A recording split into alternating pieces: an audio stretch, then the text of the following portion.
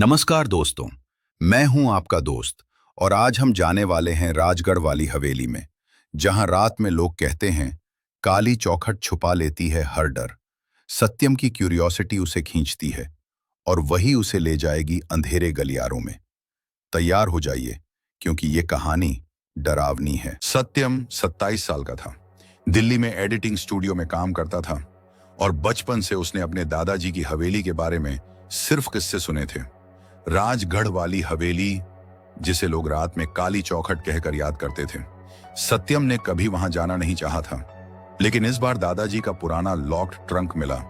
उसमें एक पुरानी तस्वीर थी, एक कमरा, और उस कमरे की छत पर लाल रंग की पगड़ी टंगी हुई थी और फोटो के पीछे लिखा था, अगर कोई लौट आया तो इसी कमरे से आवाज आएगी। सत्यम ने समझ नहीं पाया, लेकिन क्यूरियोसिटी हॉरर से ज्यादा ताकतवर होती है। उसने अकेले जाने का फैसला कर लिया। हवेली का गेट शाम 6:40, कच्ची सड़क, घना सन्नाटा, पीछे सूरज डूब रहा था। हवेली का मेन आयरन गेट धकेला, जैसे किसी ने अंदर से फुसफुसाया हो। सत्यम, वो फ्रीज हो गया। कोई पीछे नहीं था, कोई आसपास नहीं। हवेली अंदर से बिल्कुल वैसे ही थी जैसे पुरानी तस्वीरों में।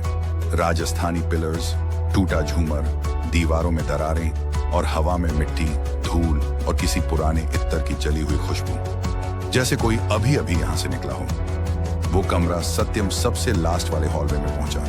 वॉल्स पर हाथ रखा, ठंड बर्फ जैसी, और जैसे ही उसने दरवाजा धक्का दिया, कमरा पूरा एम्प्टी। फर्श पर धूल, कोनों में छूने की पपड़ी, और छत पर वही लाल पगड़ी धीरे धीरे अपने आप झूल रही थी। कमरा बिल्कुल बंद था, कोई हवा नहीं। सत्यम ने मोबाइल निकाला, रिकॉर्डिंग ऑन की, और उसी वक्त नाम लेकर किसी ने बहुत क्लियर विस्पर किया, सत्यम। देर से आया। रगों में ठंड उतर गई। मोबाइल की स्क्रीन फ्लिकर हुई और स्क्रीन पर रिकॉर्डिंग में 1 सेकंड के लिए किसी आदमी की परछाई कॉर्नर में दिखाई दी।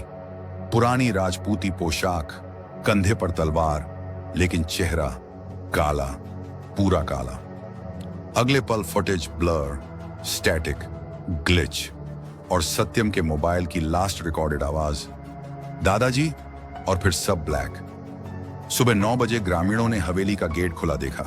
मोबाइल वेरेंडा में पड़ा था। सत्यम कहीं नहीं, लेकिन मोबाइल की रिकॉर्डिंग में आखिरी 3 सेकंड में लाल पगड़ी अभी भी झूल रही थी, और उसी में फेंट विस्पर, बम, वापस मत आना। दोस्तों, अगर आपको ये कहानी पसंद आई तो आपको चैनल को सब्सक्राइब करना जरूरी है, क्योंकि हम आपके लिए लाते रहेंगे ऐसे ही हॉरर स्टोरीज।